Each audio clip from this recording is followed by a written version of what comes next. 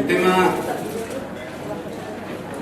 tal y como avanzaba ayer, en lugar de comenzar por la exposición de motivos, lo que en el día de ayer entramos directamente en la estructura del sistema educativo, porque quería dejar precisamente la exposición de motivos para ir analizando todas las implicaciones educativas que tiene esta ley, ya que lo primero que es bueno que veamos son las coherencias y no coherencias que tiene la ley entre lo que dice en su exposición de motivos o las justificaciones y evidencias que en ella se dan y qué pasa en el desarrollo. Si yo hubiese empezado ayer por aquí, habríamos tenido un problema, y es que, como os decía ayer, yo lo que no quiero es ser yo el guía, el que os diga esto está así o está asado, sino que lo vayáis descubriendo vosotros mismos. Por lo tanto, ahora que sí que conocéis qué dice el desarrollo de la ley, cuando ahora empecemos a ver conjuntamente la exposición de motivos, podremos hacer dos cosas: ver las coherencias y no coherencias dentro de la misma ley, punto primero, y punto segundo, ir analizando las implicaciones educativas que puede tener todo lo que en la ley se toma. ¿De acuerdo? Vamos a empezar por un punto que mencionamos ayer de pasada. Y digo de pasada porque solamente salió para un aspecto, y era el primer motivo que alude a la ley, es el de las personas y sus talentos. La verdad es que la expresión es un poquito sui generis, vamos a dejarlo ahí. Yo simplemente os diré que si entráis, por ejemplo, en el diccionario de la Real Academia Española, veréis que el término talento lo va a traducir por inteligencia y, junto por inteligencia, por la actitud que puedan tener las personas. Visto desde ahí, y como avanzado un poquito ayer, aquí lo que dice es que todos los estudiantes poseen talento, pero la naturaleza de este talento difiere entre ellos. Hasta ahí yo creo que todos estamos de acuerdo. Cada uno nacemos con una serie de rasgos que nos aporta la genética, pero precisamente lo que dice la psicología del aprendizaje es que yo puedo desarrollar y potenciar, estimular y hacer crecer mi inteligencia precisamente desde el punto de partida en el que estoy y con la ayuda e incluso con el progreso de todos los que me rodean y muy especialmente de la educación. Por lo tanto, esto es casi negar que con aquello con lo que naces te vas a morir. No quiero expresar ni decir expresiones burdas que podríamos decir todos, porque quiero ser respetuoso sobre todo con las personas, y por eso no me voy a atrever a decir eso. Pero lógicamente esto es un tema que debemos de cuidar. Pero es que además esto nos debe de llevar a un pensamiento muy claro, que es el de la atención a la diversidad. Desde el punto de vista de la atención a la diversidad, efectivamente, las personas somos diferentes. Los talentos difieren entre las personas. Pero los talentos no son la inteligencia. Y menos con la conceptualización de inteligencia que tenemos hoy, entre otros basados en varios autores actuales, como puede ser Goleman o como puede ser toda una serie de gente que ha empezado a hablar primero de una serie de inteligencias, y no de una inteligencia, sino de una serie de inteligencias que además se nos viene a decir que muchas de ellas las tenemos atrofiadas porque no las educamos y no las cultivamos. ¿Cómo es que desde una teoría que tenemos muy actualizada en cuanto a las inteligencias podemos decir cosas para restar precisamente diversidad y para decir que con lo que has nacido, pues lo que hay que hacer es buscarte una solución para ver cómo te apañamos? Cuando lo que tenemos que decir es que precisamente el sistema educativo Y esto lo han dicho muchos preámbulos de muchas leyes, no solo nuestras, sino de otros muchos países, donde se dice que la educación precisamente es uno de los elementos que más puede contribuir a la ruptura de las desigualdades. Y aquí lo que venimos a decir es que, como las desigualdades están, pues apañémonos con ellas. Este es un tema delicado que luego va a dar lugar, lógicamente, y aquí tenemos las primeras implicaciones, porque debido a esta diferencia hay que construir trayectorias, mira tú por dónde, para dar respuesta a los diferentes talentos. Pero claro, porque el enfoque es un enfoque sesgado. Y sin embargo lo que deberíamos de tener es un enfoque abierto, donde efectivamente cada persona lo que debemos de hacer es potenciar desde su punto de partida todas y cada una de sus potencialidades. Y vuelvo a decir, la inteligencia no es una, basada exclusivamente en el conocimiento. Son múltiples, y como título pues tenemos precisamente un texto que yo recomiendo a cualquier padre leer, aunque a lo mejor en su primera versión sea árido, pero hay ya mucho desarrollo mucho más asequible, que es el desarrollo de las inteligencias múltiples, que nos viene a decir que todos nuestros hijos e hijas nacen con múltiples inteligencias que efectivamente nosotros podemos desarrollar y explotar hasta el máximo. Yo me vais a permitir que me permita una licencia, pero creo que con esto lo vamos a entender todos muy bien. Yo creo que la mayoría de nosotros conoce a un niño o una niña que presente síndrome de Down, ¿verdad? Yo no sé cuánto es su inteligencia basada en el conocimiento. Puede ser mayor o menor, porque como muy bien sabéis, estos alumnos presentan un espectro muy grande. Pero yo creo que en inteligencia emocional y en afectividad nos superan a la inmensa mayoría de los que estamos aquí. Eso no tiene valor. ¿Por qué? Porque no es competitivo, de lo cual hablaremos después. ¿Por qué? Porque no sirve para la empleabilidad, como también veremos que se habla después. ¿Por qué? Porque no da resultados académicos. No es un buen resultado académico que un chaval con esa discapacidad, y a pesar de sus dificultades, transcurra por el sistema educativo y tratemos de buscarle la mejor de las posibilidades para su inserción social y laboral. Lo dejo a vuestra reflexión simplemente, y creo que tenemos que reflexionar con seriedad sobre todos estos temas. Y esto es lo que quizá nos hace a algunas personas que veamos con recelo algunas legislaciones, no por tendencias ni políticas ni de ningún otro tipo, sino pensando en los niños y las niñas con los que tenemos que trabajar todos los días. Bien, pues hablando de los talentos, dice que como consecuencia de que los talentos son diferentes, el sistema educativo lo que tiene que hacer es contar con los mecanismos necesarios para reconocer esos talentos y potenciarlos. Y que el reconocimiento de esta diversidad es precisamente la justificación para que la nueva estructura educativa contemple diferentes trayectorias. Por lo tanto, las trayectorias ya sabéis por qué están montadas, porque cada uno somos diferentes. Mirad, yo creo que desde la política educativa se pueden hacer otras opciones.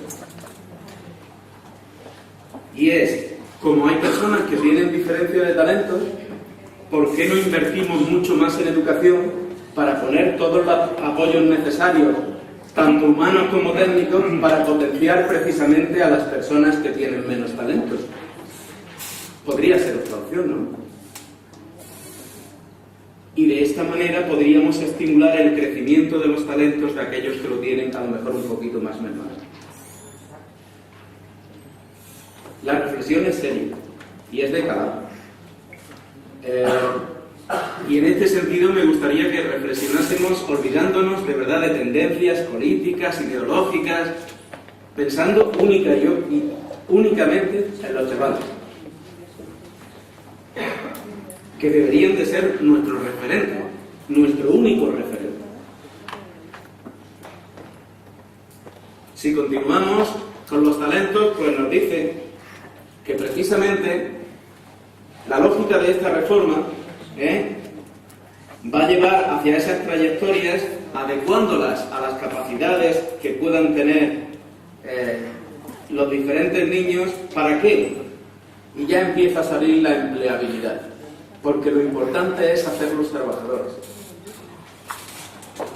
Y lógicamente yo digo que es cierto, pero mirad por dónde. En la ley, efectivamente, tenemos que buscar en las implicaciones educativas. Y yo creo que esta ley ha hecho un olvido. Lo decíamos ayer, a raíz de la pregunta de un par de madres y padres que le hicieron a la consejera. Y es el tema siguiente. Es cierto que a lo mejor ha buscado trayectorias para aquellos alumnos que presentan dificultades, pero digo dificultades, pero en ningún momento se habla del alumnado que presenta necesidades educativas especiales. Y si hay que buscar entonces empleabilidad y las mejores opciones para su desarrollo personal y profesional, ¿por qué nos olvidamos y ni tan siquiera se trata este tema? Porque es cierto que hay que mejorar algunos aspectos del sistema educativo actual, y eso es innegable. Pero es que precisamente en esta materia nos queda mucho por avanzar. Porque hemos dado un salto en el vacío desde hablar de la integración, que podríamos decir que prácticamente en nuestro país está conseguida, pero el paso hacia la inclusión no lo hemos dado. Y el paso a que el mundo empresarial tome conciencia, sobre todo el gran mundo empresarial, de que efectivamente debe de guardar un cupo para estas personas. Como sabéis, sobre todo los padres y madres que tengáis hijos que presenten discapacidad, aquí queda mucho por hacer. Y podría entonces, si es que aquí tenemos cosas por hacer, haberle dedicado un pequeño capítulo a ver qué se va a hacer precisamente con estas personas.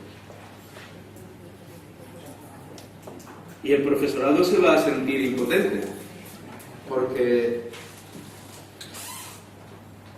el miedo, y digo el miedo,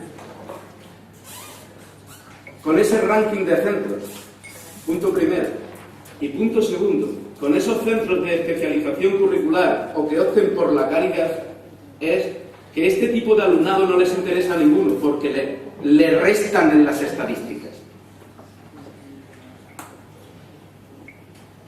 Esto es un peligro muy grande.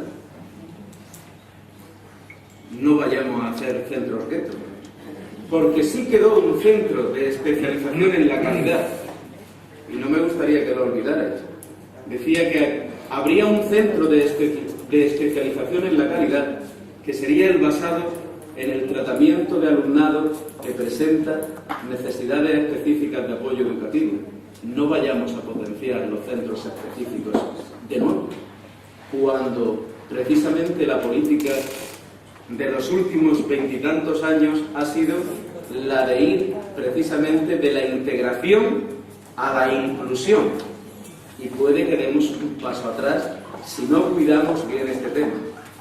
Sin embargo, yo decía a la consejera ayer, habrá que buscar los resquicios.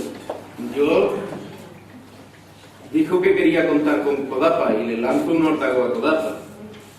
Como esto la ley no lo regula, aquí hay un espacio importante para que al menos nuestra comunidad autónoma no permita bajo ningún concepto esto, sino que haya una redistribución de este alumnado en todos los centros y caminemos precisamente hacia la inclusión. Eso es lo bueno. Al final habrá que decir lo que no ha regulado, bienvenido sea. Fijaros por dónde. Por lo tanto, primera pista importante para ir haciendo aportaciones en el sentido que se nos pedían ayer. Y, bueno, el último párrafo que os traigo aquí es que no lo acabo de entender. Y dice que los estudiantes que presenten problemas de rendimiento tendrán que contar con programas específicos que mejoren sus posibilidades de continuar en el sistema. Digo que no lo entiendo, por no decir que a lo mejor lo veo excesivamente claro. Los alumnos que presenten problemas en la primaria prácticamente no dice nada de ellos, porque como no cuentan en los rankings internacionales, pues los compañeros de primaria, lo siento por ellos, porque se la apañen como pueden. Pero en secundaria se nos construyen, ¿os acordáis que los planteábamos ayer, los programas de aprendizaje? Y en los programas de aprendizaje vimos algunos de los pequeños problemas que podrían plantear. Cuando un niño lo sacamos en segundo o tercero durante 2 años y trabajamos con él, decía, los contenidos de una manera distinta, incluso yendo a contenidos muy básicos, le podemos cambiar las materias y que se trabajará sobre todo desde un enfoque práctico, la verdad es que puede ser una gran posibilidad para estos niños que muchas veces no nos responden. Aunque fijaros, decía que el perfil tenía que ser aquellos que no presentaran dificultades en el estudio y el esfuerzo.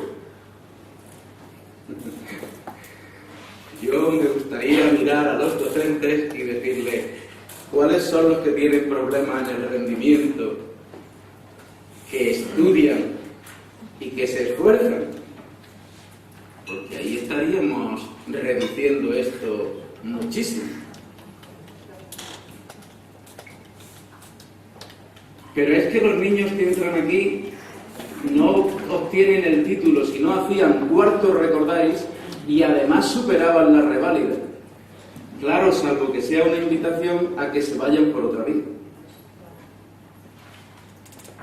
Y ya no van a contabilizar en ningún sitio. Pero si se me van por otra vía, como decíamos ayer, ya no forman parte de la estadística del fracaso.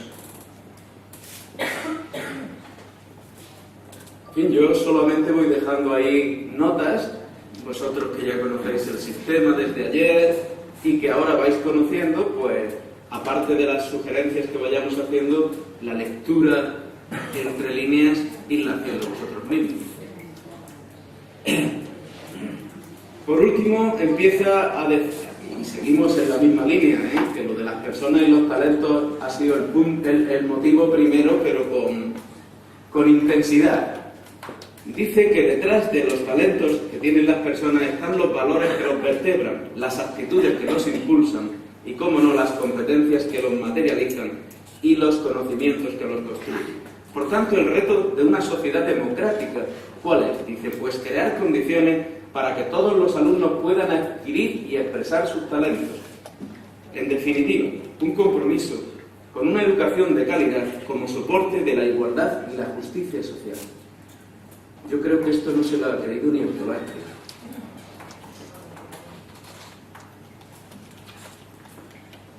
¿Cómo puede haber justicia social si la respuesta que damos es una respuesta segregadora sin permitir? Vamos a ver, yo entendería, yo compartiría incluso esto si de verdad en algún momento se dice. Y para precisamente potenciar al alumnado que presenta dificultades, al que por las razones de sus talentos tenga dificultad en seguir el currículum ordinario, le vamos a poner más profesorado en las aulas. La misma exposición de motivos habla de países como Finlandia, Noruega, donde cuando hay alumnado que presenta dificultades, hay más de un profesor en cada aula, para trabajar desde la inclusión y dar respuesta precisamente a ese alumnado que presenta dificultades. Si alguien, que me supongo que bastantes personas de las que estáis aquí, y si no, yo os invitaría a que lo pusierais en Google, en este caso en YouTube, y lo vieseis. Ya que todo el mundo mira a Finlandia tanto, pues Finlandia hay que mirar para lo bueno y para lo menos bueno, que yo creo que también es bueno. Y una de las cuestiones, por ejemplo, en ese programa que hizo La Sexta, es precisamente eso lo que respondía la directora del centro a la que se entrevista. Bueno, y los alumnos que presentan dificultades y los que tienen necesidades educativas especiales, ¿dónde están? Dice, pues en el aula, con los demás. Lo único que hay más personas en ese aula para dar respuesta y ajustarse a las características de esos niños. Oye, podíamos haber copiado este modelo, ¿o no? Y entonces sí que estaríamos haciendo, punto primero, inclusión, y punto segundo, estaríamos tratando en igualdad y con justicia social.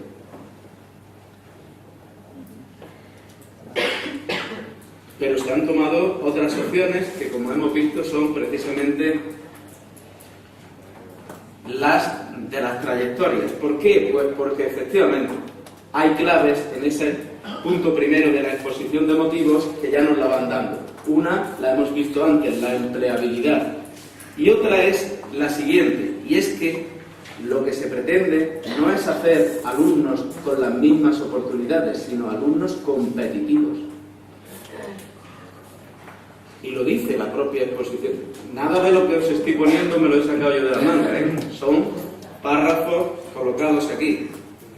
La educación es el motor que promueve el bienestar en un país.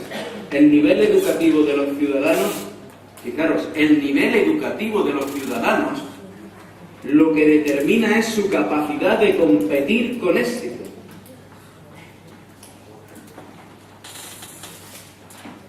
Yo creí que nos educábamos para ser, entre otras cosas, mejores ciudadanos, cada día. Porque se nos ha olvidado el principio básico de la educación, que es el desarrollo integral de la personalidad de los individuos. Donde una parte es la adquisición de los conocimientos, pero no la única. Y lógicamente dice, y vuelve a la empleabilidad, porque de lo que se trata es de hacer trabajadores competitivos, que lo que se pretende es mejorar el nivel de los ciudadanos en el ámbito educativo, dice, es abrirles las puertas a puestos de trabajo de alta cualificación, lo cual representa una apuesta por el crecimiento económico y por un futuro mejor. Con lo cual lo que subyace es lo de la versión primera, aunque esta versión está más, ya os lo decía ayer, yo es que me gustaría que no dijerais Rafael dijo, sino que lo leáis vosotros. Coged la versión primera del anteproyecto y se empezaba diciendo que la educación era el principio básico para la economía del país. Y esto es lo que se pretende. Que desde aquí hagamos un país pues con mayor crecimiento económico y con un futuro mejor. Bien, pues, ¿por qué? Pero ahora viene la contradicción. Dice, solo un sistema educativo de calidad, inclusivo. Ostras, pues ya no lo entiendo. Integrador y exigente que garantiza la igualdad de oportunidades y hace efectiva la posibilidad de que cada alumno desarrolle al máximo sus potencialidades, que es lo que esta ley pretende. Pues yo, perdonadme, pero ahora estoy muy confundido. Espero que vosotros, con estas pinceladas, si podéis, luego me lo aclaréis. ¿De acuerdo? Vámonos al punto segundo. Punto segundo, creo que como padres y madres os debe de preocupar, que es el tema de la participación.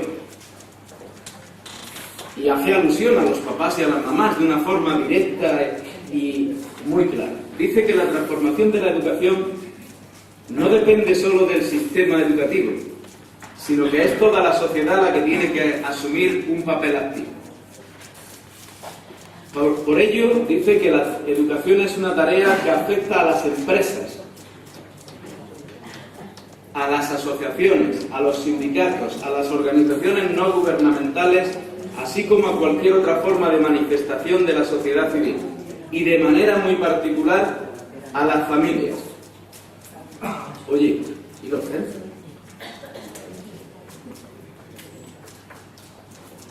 A alguien se me olvidaba en este párrafo los centros educativos.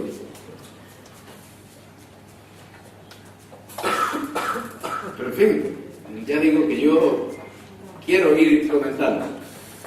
Pero claro, alguien nos dio una clave ayer.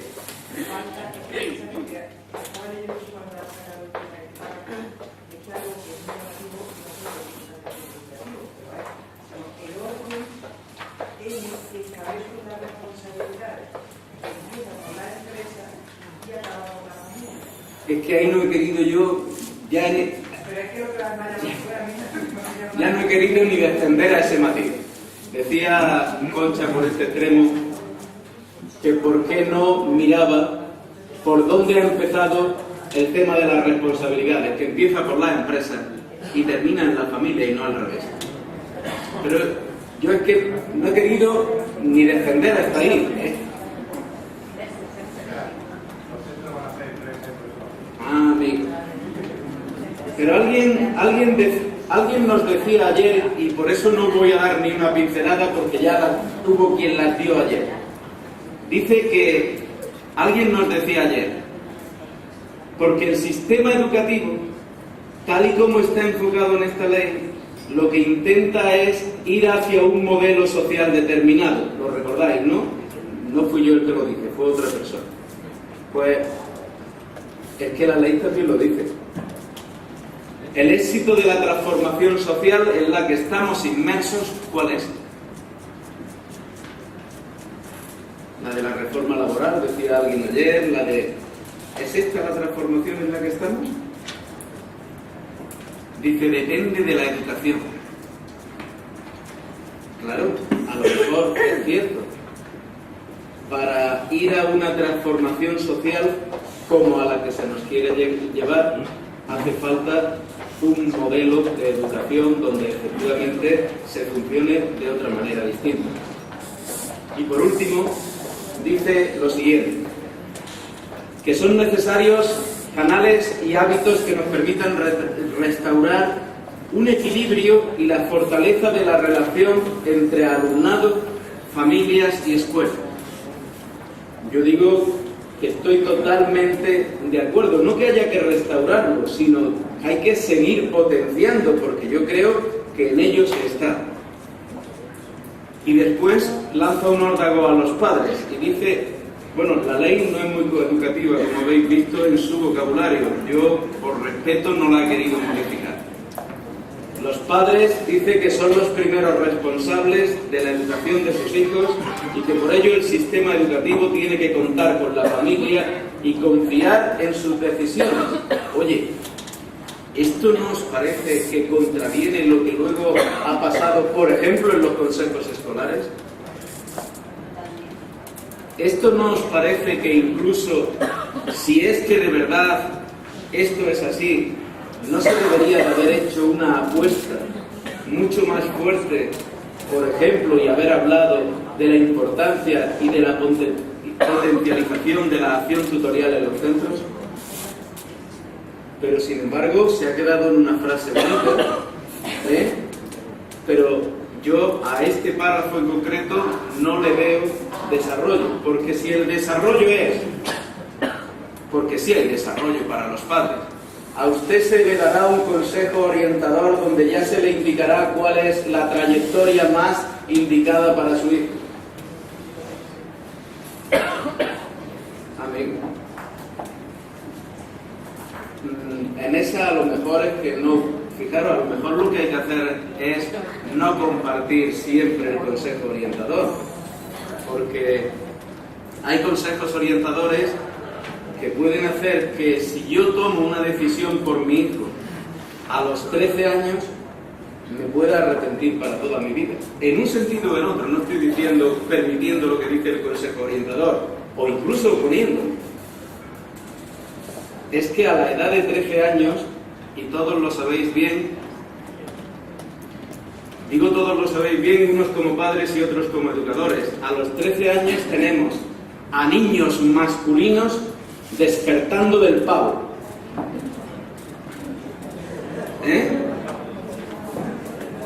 las niñas están un pelín más despiertas en ese momento.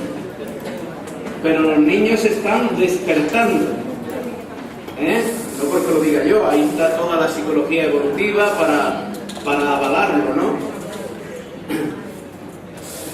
Y en este sentido hemos visto, y lo hemos visto además como educadores, niños que han ido regular o incluso con dificultades en un primero y un segundo de la ESO,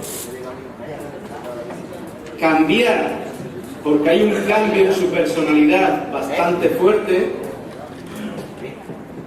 empezar a cambiar, en algún caso negativo, niños que iban bien y que luego cambian a negativo, y en otros hemos visto justamente un cambio a la inversa, niños que estaban perdidos, un poco atontados, por decirlo así, dar un cambio hacia la madurez muy importante y empezar a ser responsables cuando no lo eran, empezar a tomar una conciencia distinta. Yo no quiero que se me ponga en mis manos tomar decisiones a tan corta edad quizá, ¿vale? Tercer motivo. El tercer motivo es el abandono y el fracaso escolar. Y aquí se dice que precisamente las altas tasas de abandono escolar y los bajos niveles de calidad que hoy tiene nuestro sistema educativo son uno de los principales motivos por los que se afronta la reforma de la ley. Y entonces dice que esta ley no puede asumir como normal o estructural que una parte importante de sus alumnos pues partan en el inicio de su vida laboral en unas condiciones de desventaja tales que estén abocados al desempeño o a un puesto de trabajo de limitado valor añadido. Yo esto diría que, bueno, creo que todo no está ni en el empleo ni en el trabajo. Hay otros componentes, vuelvo a insistir, muy importantes, pero incluso quedándome en este, yo diría que, bueno, es cierto, no podemos admitir como sociedad que el 26,5% de nuestros alumnos abandonen el sistema educativo o fracasen. Y yo creo que eso es compartido por todos, y esta sí que era una de las mejoras que había que introducir. ¿Qué vamos a hacer para que esto mejore? Bueno, pues lo que tenemos que hacer es potenciar los recursos en educación para que esto mejore. Buscar alternativas curriculares con recursos materiales y humanos que permitan que a estos alumnos que precisamente tienen cierto desencanto podamos darle ese currículum que todos se merecen, quizá por otra vía. Pero ojo, yo quiero quedarme con el último párrafo que dice aquí. Dice que estén abocados al desempleo o a un puesto de trabajo de limitado valor añadido, es decir, a un puesto de trabajo de baja cualificación. Los alumnos que salgan de la formación profesional básica, ¿qué les van a dar? ¿A todos los van a hacer encargados y ingenieros?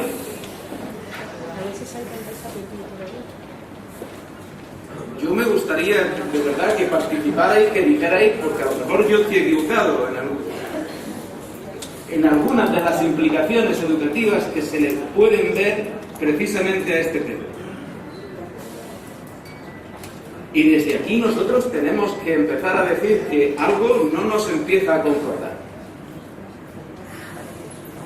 Por último, fijaros, yo me sorprende que salga la palabra equidad, porque dice que la equidad y la calidad son dos caras de una misma moneda y que no es imaginable un sistema educativo de calidad en el que no sea precisamente una prioridad eliminar cualquier atisbo de desigualdad. Yo esto lo subrayo, lo suscribo y digo que dónde están las medidas para que se cumplan. Fijaros, yo es que me gustaría que eso se cumpliera. Y luego hay un párrafo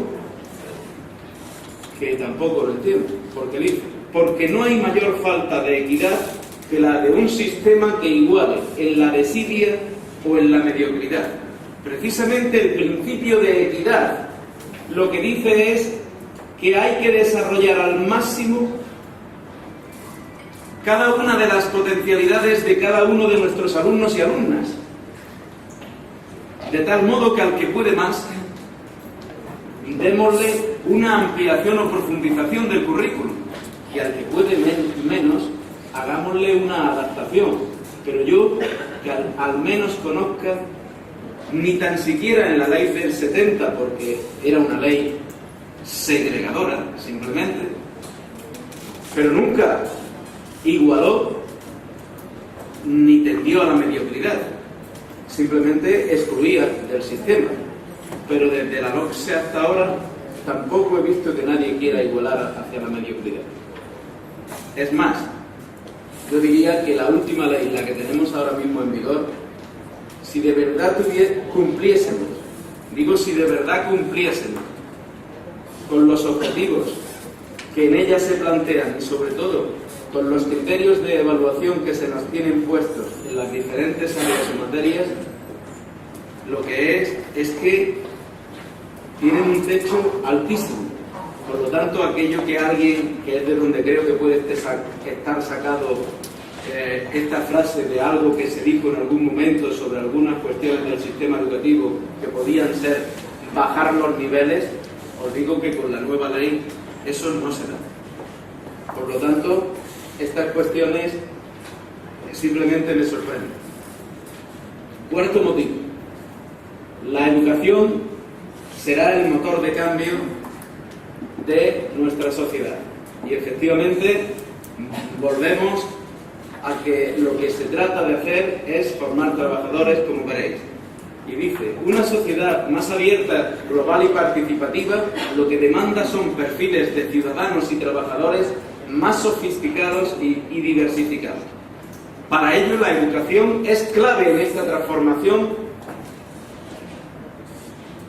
¿Mediante qué? Dice, mediante la formación de personas activas, con autoconfianza, curiosas, emprendedoras, innovadoras, deseosas de participar en la sociedad a la que pertenecen y de crear un valor individual y colectivo capaces de asumir como propio el valor del equilibrio entre el esfuerzo y la recompensa. Yo me supongo, ya lo decía ayer, que es que la ley está incompleta y falta su desarrollo en los distintos reales decretos. Me supongo que esto lo podremos ver en los reales decretos, porque en la ley, yo al menos, puede que sea un despistado, no lo he visto. En la ley. A lo mejor en los reales decretos de currículum está previsto y por eso simplemente voy a ser cuidadoso y voy a esperar a ellos. Voy a esperar a ellos. Pero fijaros, aquí sí que entra en cuestiones que nos puede importar. Y es que dice lo siguiente, que las habilidades cognitivas, siendo imprescindibles, no son suficientes, sino que es necesario adquirir desde edades muy tempranas competencias transversales, como es el pensamiento crítico, la gestión de la diversidad, la creatividad, la capacidad para comunicar y actitudes claves como la confianza individual, el entusiasmo, la constancia y la aceptación por el cambio. Vuelvo a decir que todo esto tiene que estar en los reales decretos. Porque solamente nos habla de una transversalidad, que, como lo vamos a ver después, no la quiero adelantar. Y la transversalidad ha sido utilizada, como veréis, precisamente en el último motivo, para decir por qué nos cargamos la educación para la ciudadanía. Pero me vais a permitir a que posponga esto al último motivo y entonces veréis cuál es la transversalidad que se nos plantea. Y no me acaba de cuadrar con esto. Pero prefiero también verlo conjuntamente. Habéis visto lo que ha dicho y luego lo vemos en el último motivo. Quinto motivo. El quinto motivo es importante. La mejora de los resultados, que es una obsesión, si releéis despacio algunos de estos aspectos. Ya en el tercer motivo se hizo alusión y de nuevo en el quinto se hace alusión a ello. Y dice que el sistema educativo actual no permite progresar hacia la mejora de la calidad educativa como ponen en evidencia los resultados obtenidos y nos da como resultados los siguientes. Primero, Eurostat nos dice en el año 2011 que la tasa de abandono, pero fijaros lo que dice Eurostat, dice con tendencia al descenso en nuestro país. Fijaros que en el 2009, bueno, estábamos en el 30%, en el 2009 afortunadamente bajamos cerca del 28%, en el 2011 estamos en el 26,5%, es decir, se está viendo que estamos dando pasos en positivo. Esto quiere decir que algo está funcionando, porque en educación, y quienes trabajamos en ella, os decimos que las cosas no cambian del cero a la nada, ni de la nada al cero, de hoy para mañana. Hay que cambiar progresivamente, y los cambios en educación siempre requieren un tiempo. En este tiempo hemos ido viendo cómo va bajando ese fracaso, afortunadamente, a nivel del país y, ¿por qué no decirlo? Porque en Andalucía estamos un poquito por encima de esta tasa, pero también hemos visto un descenso importante de 5 puntos en los últimos años. Bien, y dice que además estamos muy lejos del valor medio europeo, que es el 13,5%. ¿Cómo mejoramos los resultados? Para que no abandonen, creamos alguna trayectoria donde el niño ya no me va a restar. El niño no me va a restar. Otro de los datos que pone para ello es el de PISA. Y dice que en PISA hemos obtenido en el 2009 un nivel insuficiente obtenido en comprensión lectora, competencia matemática y competencia científica, muy alejado del promedio de los países de la OCDE. Yo creo que no se pueden decir las cosas tendenciosamente. Por eso en este caso me he atrevido a traeros, podía haber traído alguna gráfica más, pero he traído una muy sencillita. Mirad, es cierto que todavía no estamos en la media de la OCDE. Las cosas como son. El promedio de la OCDE en el año 2000 estaba en 500 puntos y en el 2009 está en 493 puntos. España está en 481, para ser exactos, en 12 puntos de diferencia. ¿Vale? Estamos en 12 puntos de diferencia con respecto a la OCDE. Pero ojo, sobre 500 puntos. 12 sobre 500 no es, como se dice, una lejanía abismal. Y los países que van bien están entre 540 y tantos puntos y 560.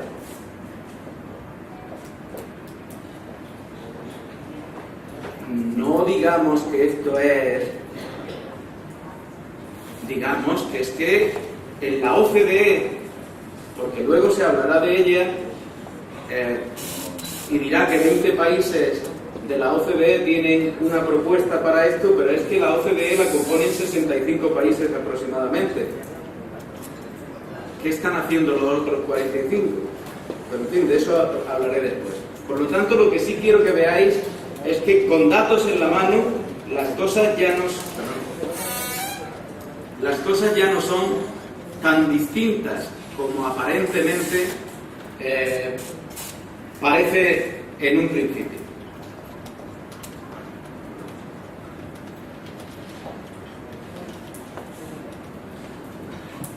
Por lo tanto, lo de muy alejado del promedio no es verdad, ¿vale? Lo he puesto solo por eso, porque dicho así, pues puede hacer pensar otras cosas. Después sí que hay un objetivo, mira, hay un objetivo en la Unión Europea para el año 2020, y es reducir el abandono escolar a menos del 10%, y ahí tenemos, lógicamente, no es lo mismo estar en el 13,5 que estar en el 26,5. A nosotros nos va a costar muchísimo, mientras que a otros países le costará menos, evidentemente. Y hay algo en lo que, sin embargo, ya lo tenemos prácticamente conseguido, que es que al menos el 40% de la población entre 30 y 34 años deberá de haber finalizado sus estudios de formación superior o equivalente. Mirad, esto lo tenemos prácticamente conseguido. Para el 2020, los que tengan entre 30 y 34 años son los que hoy tienen aproximadamente unos 22 a 25 años. Esas personas que fueron fruto de la LOCSE, tenemos que decir que al bachillerato fueron en un índice superior al 40%. Eso ya lo hemos conseguido, fijaros. Nos queda profundizar en haber adoptado serias medidas. Por eso no importa que bajemos del bachillerato ahora, porque ahí tenemos la tasa sobrepasada. Lo que interesa es que nadie abandone para conseguir la otra tasa. Pero oye, es curioso la preocupación por esos temas y cómo se han adoptado, se han puesto medidas a lo largo de la ley. Pero yo creo que por vergüenza torera también se ha mencionado que hay una estrategia europea sobre discapacidad 2010-2020 que dice que esta mejora en los niveles de educación debe de dirigirse también a las personas con discapacidad, a quienes se les habrá de garantizar una educación y formación inclusivas y de calidad. ¿Cuál es el desarrollo de este punto? Porque de nosotros hemos visto que va a haber trayectorias, itinerarios para que esto... ¿Pero y esto? Está puesto en la exposición de motivos. No creáis que yo he añadido este punto aquí, no. Esto está en la exposición de motivos. Pero yo para este punto, salvo que vuelva a decir yo sea un despistado, yo no he visto cuáles son las medidas, salvo la que dije ayer. Se flexibilizará en lengua extranjera para los alumnos que presenten discapacidad. Ya está. Esa es la única medida que hay en la ley.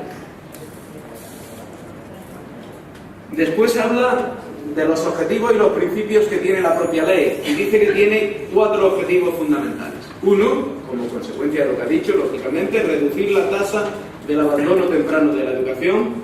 2, mejorar los resultados educativos de acuerdo a criterios internacionales. Y ahí sí que me voy a detener. Digo me voy a detener por ser coherente, precisamente con los datos que hemos visto antes. Porque de esto hay que hablar, pero quería llegar hasta aquí para... Dice, tanto en la tasa comparativa de alumnos excelentes como en los titulados en educación secundaria. Yo me quiero detener en este punto por lo siguiente. Y me alegro muchísimo de que CODAPA invite a estas jornadas siempre a docentes. Porque es muy importante que estemos juntos y que las cosas las trabajemos conjuntamente. Y lo que voy a decir, me vais a entender todos, pero me van a entender especialmente los compañeros y compañeras docentes que hay aquí. Mirad, si de verdad se quisiera mejorar los resultados, quienes estamos a pie de obra sabemos cuál es uno de los fallos de por qué no avanzamos precisamente en las pruebas internacionales que parece que tanto preocupan a todos los gobiernos. A todos les ha preocupado. Nuestros alumnos siguen aprendiendo y siguen teniendo una enseñanza basada en contenidos y se les evalúa fundamentalmente sobre contenidos. Las pruebas TIN, PIRS y PISA evalúan en competencias. En nuestro país llevamos desde el año 2007 hablando de competencias, pero vamos a decir la verdad, porque la verdad es que hay que decirla siempre. Ya digo, sin buscar opciones políticas, que a mí por lo menos no me interesan. Es cierto que se empieza a hablar de competencias y el profesorado se ha tenido que buscar la vida. Y esto os lo digo con muchos docentes aquí delante y a conciencia de lo que estoy diciendo. El profesorado ha intentado formarse en competencias y se ha encontrado con un galimatías que no siempre ha habido quien le ha aclarado estos temas. Porque se le ha dicho que tiene que enseñar en competencias, pero nadie le ha dicho cómo. Porque los reales decretos actuales hablan de las competencias, pero por ejemplo no tienen orientaciones metodológicas. No solamente eso, sino que hay que dar un paso más adelante. El paso que hay que dar más adelante es que, por ejemplo, cuando se implantó la LOCSE, la propia administración o administraciones, y digo administraciones, tanto a nivel estatal como a nivel autonómico, hicieron unos materiales de apoyo al profesorado, las famosas cajas rojas y las famosas cajas verdes, que ayudaron al profesorado con ejemplificaciones a cómo podían hacer determinadas cosas que eran novedosas para ellos. De pronto en el 2007 se nos dice que tenemos que trabajar de un modo distinto, basado en competencias, y que hay que evaluar de un modo distinto, basado en competencias. No ha habido ejemplificaciones para el profesorado.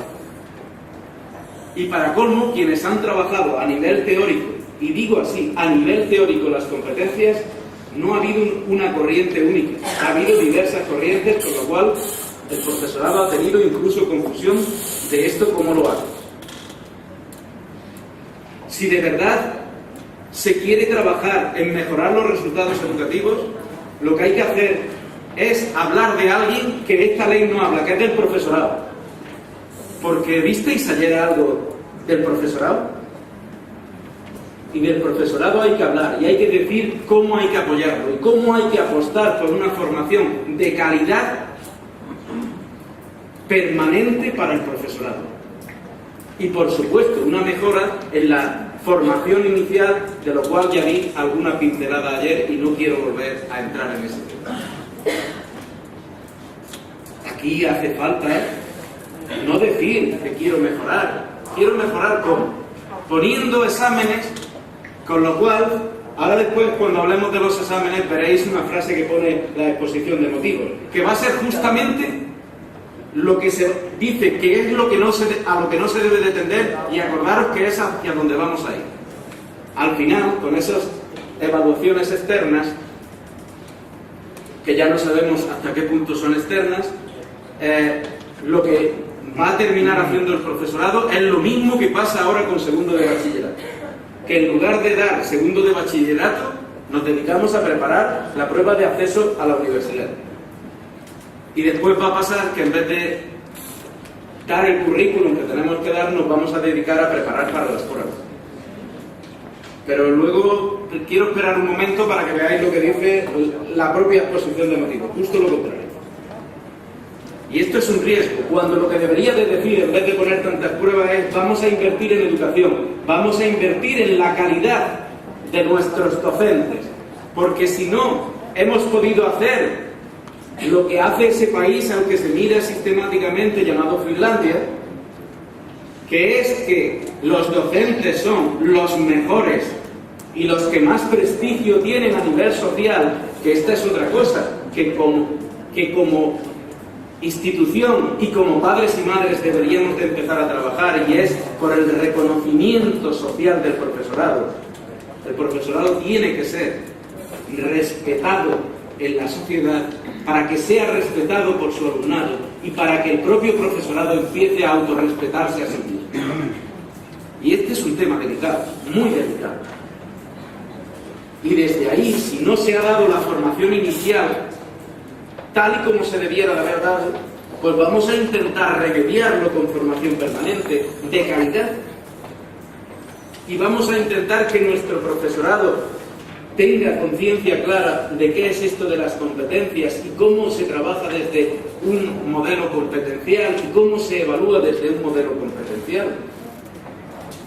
Esto es lo que a muchos nos hubiera gustado de verdad ver en una ley que quería arreglar los problemas, no que tiene otra ley, sino que tiene el sistema educativo. ¿Para qué? Para que los niños y niñas y los jóvenes que tenemos en nuestros centros cada día tengan una educación de mayor calidad, que es lo que yo creo que todos perseguimos en última instancia. Por eso decía que ahí nos teníamos que parar, porque no, esas respuestas son las que no hemos encontrado a nivel legal. Después dice que uno de los objetivos es vuelta al trabajo, ¿eh? Hay que hacer buenos trabajadores. Vamos a mejorar la empleabilidad y vamos a estimular el espíritu emprendedor de los estudiantes. ¿Cuáles son los principios? Los principios los va a desarrollar ahora después, no os preocupéis. Dice que los principios sobre los que pivota esta ley son el aumento de la autonomía, el refuerzo de la capacidad de gestión de la dirección, las evaluaciones externas, la racionalización de la oferta educativa y la flexibilización de las trayectorias. Prácticamente vamos a ir entrando en casi todos los principios. El primero lo tiene en el motivo séptimo, que es el de la autonomía y dirección de los centros. Ya vimos ayer algunas cositas sobre esa autonomía y dirección de centros y no vamos a volver a entrar, y además esta mañana Virginia también ha entrado en algunos de esos aspectos en la mesa redonda. Dice que la autonomía se le va a dar a los centros porque la propia OCDE dice que cuanto mayor autonomía tienen los centros, mejores van a ser los resultados. Y que para ello, lo que dice también la OCDE es que tiene que haber una mayor transparencia en la rendición de cuentas. La rendición de cuentas es algo que se ha mencionado sí se menciona en la ley, pero no se dice el cómo.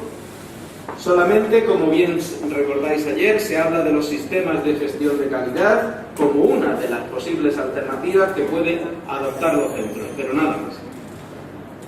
Y dice que para ello los centros desde esa autonomía tendrán que identificar sus fortalezas y las necesidades de su entorno para que desde ahí mejoren su oferta educativa y su oferta metodológica. Esto es un reto muy importante para los centros y esto sí que va a tener implicaciones importantes. Tal como está la ley, digo tal como está la ley, salvo lo que puedan hacer las comunidades autónomas, tal como está, efectivamente, los centros van a poder decidir, como decíamos ayer, muchas optatividad de materias e incluso la creación de alguna materia e incluso especializarse como centro. Esto tiene sus pros, lógicamente, pero tiene sus efectos secundarios que también habría que analizar despacito para considerar. Después nos dice el tema de la dirección, y en el tema de la dirección pues se dice que se va a reforzar la capacidad de gestión de directores y directoras de los centros. Y fijaros, y ya mete la primera cuestión, porque como representantes que son de la administración educativa en el centro y como responsables del proyecto educativo, tendrán que ejercer un mayor liderazgo y de gestión. Ya vimos ayer algunas de las prerrogativas que se le quieren dar a los directores a partir de esta ley.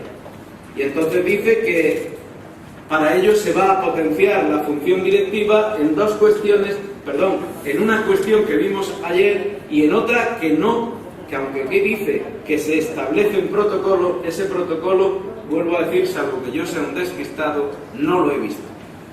Una es la certificación previa para acceder al puesto.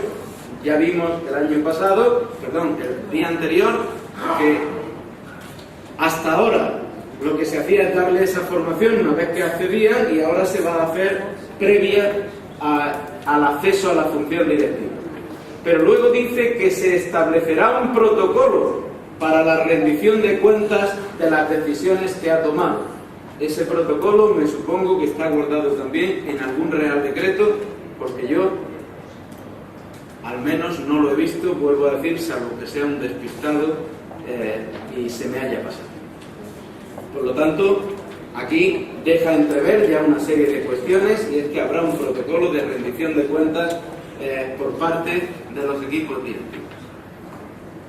Nos vamos a las evaluaciones externas, como octavo motivo. Y dice que 20 países, pondría yo entre paréntesis, de los 65, 20, realizan a sus alumnos pruebas de esta naturaleza. No voy a decir de qué tendencia son esos países, me gustaría que lo vierais vosotros, porque yo ya os digo que con lo más ideológico y con lo de tipo politiquillo no quiero entrar. Y efectivamente dice que eso en esos países mejora o tiene un impacto de 16 puntos de mejora con los criterios de PISA.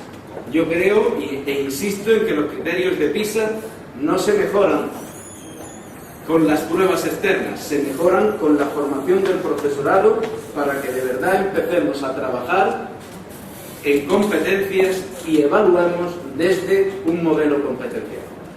No son las pruebas externas, claro, salvo que las pruebas externas nos las pongan con unos modelos, como ahora vais a ver, determinados, y nos dediquemos a preparar a esos modelos de pruebas.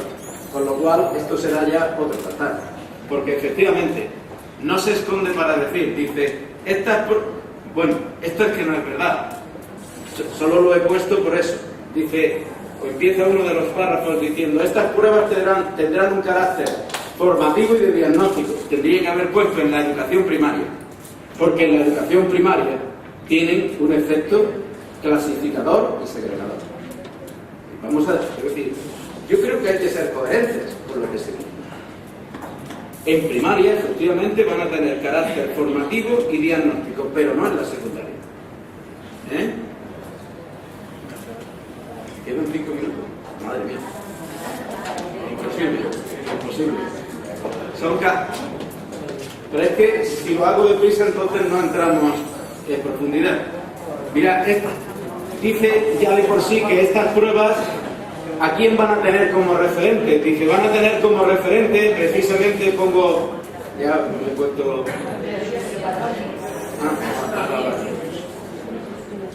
Dice que efectivamente estas pruebas van a tener como referente las pruebas que se van a hacer precisamente, dice que tendrán, voy a llegar a este punto por ir recordando. Estas pruebas dice que serán homologables o tendrán como referencia las de la OCDE, es decir, las que hace PISA, y se centrarán en el nivel de adquisición de las competencias. Con lo cual, ¿qué le está diciendo al profesorado? Mira, yo a lo mejor no te voy a formar, pero tú prepara para esto. Y ya está. Cuando yo creo que lo que hay que hacer es invertir en educación y sobre todo en la calidad de nuestro profesorado. Esto es lo coherente, ¿vale? Y no decir que sirven para otra cosa porque no es verdad. Luego, fijaros, os lo he comentado antes, dice, pero estas pruebas, que seguirán estas pautas internacionales, dice, deberán de ser cuidadosas en cualquier caso para poder medir los resultados del proceso de aprendizaje sin mermar la autonomía. Esto no mide el proceso, esto mide una cosa final, donde, como decíamos ayer, los niños se la juegan en un día. Y dice, y deberán excluir la posibilidad de cualquier tipo de adiestramiento para su superación. Esto no se lo cree ni el que lo ha escrito. Salvo que lo que quiera decir, entre comillas, es, bueno, que los centros no lo hagan y que el que pueda que se prepare por otras vías, que yo ya no quiero comentar tampoco. ¿Vale? Pero por eso estáis viendo cómo hay que leer esta exposición de motivos y que no siempre tiene la coherencia que debiera con lo que luego desarrolla, porque fijaros el último párrafo que dice de las pruebas. El éxito de la propuesta de estas evaluaciones consistirá en conseguir que ningún alumno encuentre en ellas una barrera infranqueable. A esos alumnos que hemos metido en los programas de aprendizaje, que luego, si quieren el título en secundaria, tienen que hacer cuarto y pasar la reválida para tener el título, ¿nos hemos construido una barrera infranqueable? ¿O esto qué? En fin, estas son las cuestiones que yo quiero evidenciar con vosotros y que voy a ser ya muy breve, salvo los puntos más neurálgicos. Refuerzo de las materias troncales. Claro que sí, claro que sí. ¿Por qué? Pues porque tengo que saltar a otra transparencia y no voy a saltarla. Si me da tiempo sí os la pondré, que son cuáles son las competencias que deja para el Estado y cuáles para las comunidades autónomas. Y la quería poner por esa invitación que nos hizo la consejera. Hacedme sugerencias en este sentido y me gustaría que las vierais, porque efectivamente aquí va a quedar un resquicio nada más. Claro que se han reforzado las materias troncales, porque además el currículum de las mismas los va a dictar el Estado y le ha puesto unos tiempos mínimos por los cuales todo el mundo va a tener que pasar por ahí. Algo que estará en los reales decretos y que ya os dije ayer que se oye en los mentideros es que efectivamente una de sus características será la simplificación del desarrollo curricular. Es decir, va a quitar, se dice en esos mentideros, mucho parte del currículum y va a ir a lo esencial. Yo en algunos casos y como especialista en alguna materia, como es la lengua, digo que efectivamente, por ejemplo, hay que quitar mucha gramática y hay que ir a cuestiones mucho más básicas que por culpa de la gramática muchas veces se abandonan. Ahí incluso lo compartiría. Pero bueno, como no tenemos los reales decretos, decir solamente que ahí está. Lo de elegir entre distintas trayectorias, más o menos lo comentamos ayer bien, y vuelve a decir cuáles van a ser esas trayectorias. Las trayectorias dice, primero, programas de aprendizaje y de rendimiento, que ya los vimos ayer con detenimiento, y cuáles son sus problemas sobre todo. La anticipación de los itinerarios hacia el bachillerato y la formación profesional, que también los vimos ayer, y la transformación del cuarto curso con dos trayectorias bien diferenciadas. Estas son las que da como éxito para todo esto. Bien, a partir de ahí, fijaros, quiero resaltar este último párrafo porque ahora lo va a querer desarrollar y yo casi desde aquí lo dejo explicar. Dice que junto a estos principios es necesario destacar tres ámbitos sobre los que la LOMCE hace especial incidencia con vista a la transformación del sistema educativo. Y el primero, perdonadme, pero es que no quisiera mencionarlo, porque esto es lo que se ha encargado. Cuando habíamos empezado a dar pasos, tanto en las tecnologías que estaban empezando a tener los niños, como en las que había en los centros, se ha cortado todo en radical. ¿Cómo me dice usted que esto es precisamente un ámbito sobre los que quiere usted potenciar? Y de las tecnologías, leeros el parrafito que trae la ley. Dice, bueno, lo voy a poner, puesto que lo llevo. El fomento del plurilingüismo, que ahora veréis en qué consiste, y la modernización de la formación profesional, que ya la visteis ayer. Sobre las tecnologías de la información pongo, bueno, es que lo tendría que poner.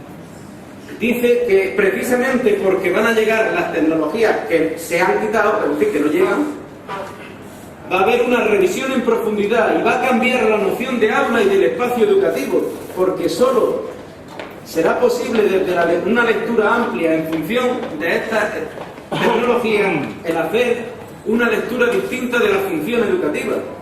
Pero si ya no hay ordenadores en las aulas, ya el que queda es el del profe, los que había de antiguo, que se han vuelto a recuperar, pero lo de los ordenadores que llevaban los niños ha muerto por inanición. Por lo tanto, ese cambio no es verdad. Dice que se van a potenciar, lógicamente, las TIC para el refuerzo y el apoyo en los casos de bajo rendimiento. Pues espero que alguien saque por ahí algo de la manga, porque en la norma no hay nada. Después dice que serán una pieza fundamental para conseguir la mejora de la calidad educativa y, por último, que serán una herramienta clave para la formación del profesorado. En este sentido, quizás se vaya a seguir el modelo que se ha puesto ya en marcha este año en Castilla-La Mancha. Se han cerrado los centros de profesorado y todo el que quiere formarse lo hace a través de una plataforma digital. Y en fin, es que prefiero no entrar en...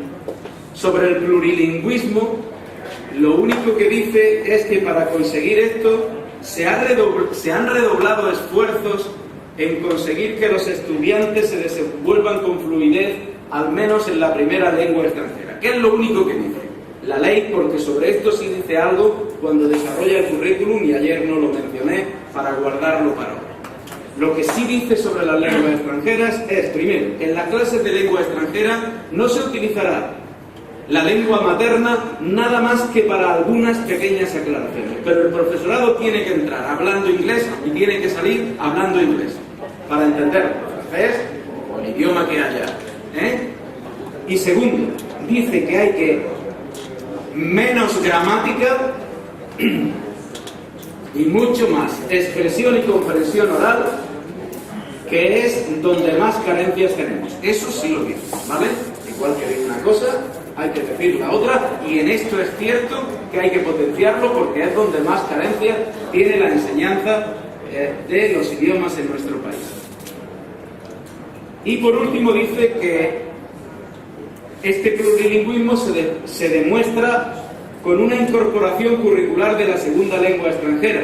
No quiero volver a poner el cuadro de ayer, pero para que se dé lengua extranjera, recordad que empiezo hablando de primaria, que es donde se dé como más fuerte y más duro. Para que un alumno elija segunda lengua extranjera, tiene que dejar de cursar educación artística, ¿lo recordáis? Porque había dos materias de especialidad que eran obligatorias para todos, la educación física y la religión o su alternativa. Y después decía, y de las siguientes elegirán al menos una, porque es que no podían más, porque no quedaba tiempo, porque entre el 50 y el 60%, como vimos ayer, se lo habían comido las troncales. Con lo cual, para elegir la segunda lengua extranjera, nos cargamos la educación artística. Cuidado, esto no es el fomento del plurilingüismo. Esto se puede llamar de muchas maneras, pero hay que tener cuidado, porque fijaros, como la educación plástica y visual también es algo opcional, en secundaria, el centro que nos lo ponga, habrá niños que puede que no vean la plástica y visual o la educación musical nunca. Cuidado con algunas de las opciones. Y digo cuidado, pero aquí somos todos libres y aquí sí que será muy importante ver la oferta que se hace en los distintos centros educativos y cómo se hace. De la formación profesional me lo voy a saltar porque creo que lo comenté prácticamente todo, quería hacer algún matiz y sí quiero entrar en el último motivo.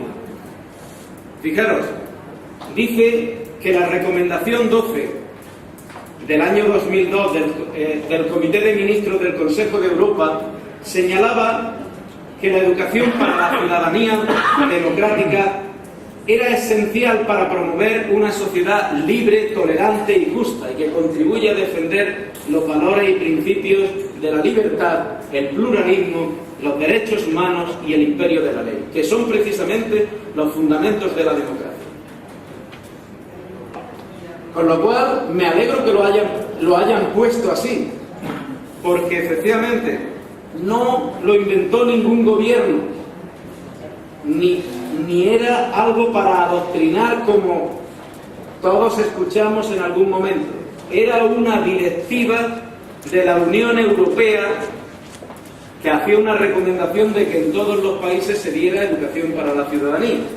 Pero claro, si existe una directiva europea que nos dice esto, ¿cómo hemos quitado la educación para la ciudadanía? Pues, solución.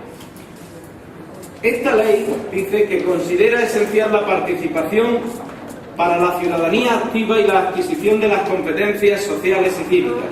Por ello, en el contexto del cambio metodológico que se propone, dice que precisamente se va a trabajar esa educación cívica y constitucional en todas las asignaturas, con carácter transversal.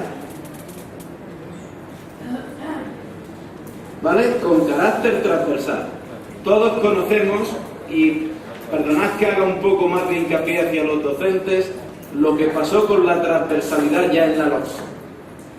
Pues ya sabéis lo que va a pasar con la educación para la ciudadanía. Con lo cual, no quiero abundar mucho más. Si me quedan unos minutos, os se los resto a la delegada. Quisiera por lo menos que dierais una cosita. Mirad, no solamente es esto, sino cómo empezamos a quedarnos con algunas cuestiones. Mirad, ¿qué cosas son las que va en lo que queda ahora de desarrollo de la ley? ¿Cuáles se guarda el gobierno para sí? y cuáles le va a dejar precisamente a otras instituciones. El gobierno, ¿qué va a decidir? No solamente los currículum de las materias troncales, que además es un derecho constitucional que está resguardado para el gobierno, sino que añade un apartado importante: los estándares de aprendizaje evaluables. Esto nos suponemos lo que es, pero no está definido en ningún sitio. Yo, por si hay alguna persona interesada, y especialmente para los docentes, os diría que leyeseis un libro de un autor que es Stey, escrito Estaque, con K de kilo, publicado en Grao, que se llama Evaluación comprensiva y estándares evaluables. Fijaros qué casualidad. Los estándares evaluables se ponen precisamente en Inglaterra con el gobierno Thatcher y la reforma que hizo del sistema educativo. Y me gustaría que leyerais lo que Stey dice al respecto. Yo no quiero ser tendencioso, os recomiendo una bibliografía y vosotros deducís. Punto, y se acabó.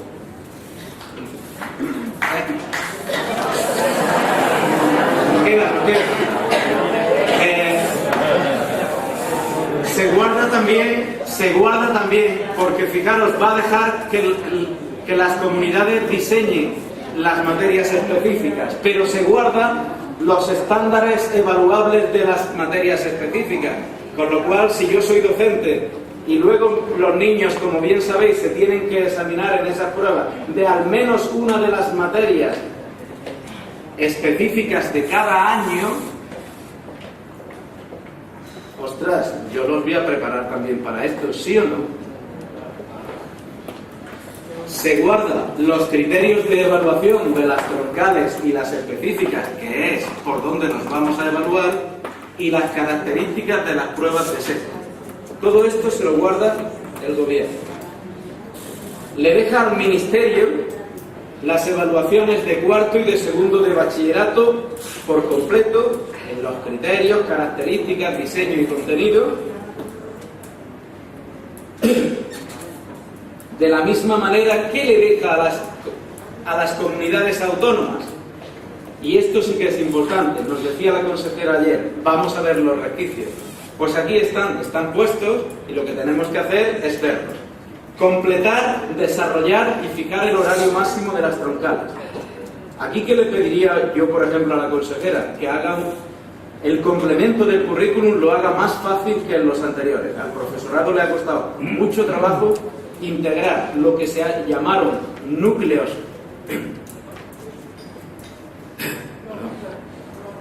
Los núcleos de contenido que se le añadieron a algunas materias estaban de muy difícil encaje para el profesorado. Aquí lo que habría que pedir es que se hiciera, como se hizo en la LOSE, un único currículum que ya integre precisamente lo que dice el Estado más lo que dice la comunidad autónoma, y de esa manera se le ayudaría mucho al profesorado. Se le dejan también los contenidos y el horario de las asignaturas específicas. Claro, lo que pasa es que como lo primero que se le dice es que ponga, el mínimo lo ha puesto el gobierno, el mínimo era el 50%, lo recordáis, y vimos que con eso no era posible dar bien las troncales, con lo cual puede que llegue a un máximo que ya veréis que probablemente se situará sobre el 60-65%. Luego va a quedar muy poco espacio para las materias específicas, y de ahí lo que se le deja a la comunidad es: diseñe usted el contenido, pero yo le he puesto los criterios de evaluación y los estándares evaluables. Ahí queda esto. Pero bueno, vamos a trabajar con ese margen. Las directrices, y esto sí es muy importante, y se le ha dejado a la comunidad autónoma, y yo pediría que se desarrollara, porque serían auténticas guías para el profesorado, que las necesita, y es que se le den directrices claras, no generales y que luego el profesorado no sepa por dónde ir, sino con una cierta concreción que ayude al profesorado. Directrices sobre metodología didáctica. criterios de evaluación para la asignatura de la especialidad de libre configuración autonómica, porque acordaros que era la tercera vía, evaluación de tercero y completar la evaluación de tercero, porque claro, como esta era solo diagnóstica y sobre comprensión oral y escrita, recordáis, y sobre cálculo y resolución de problemas, y luego los estándares de aprendizaje de las asignaturas de libre configuración autonómica. Y a los centros se les deja una cuestión.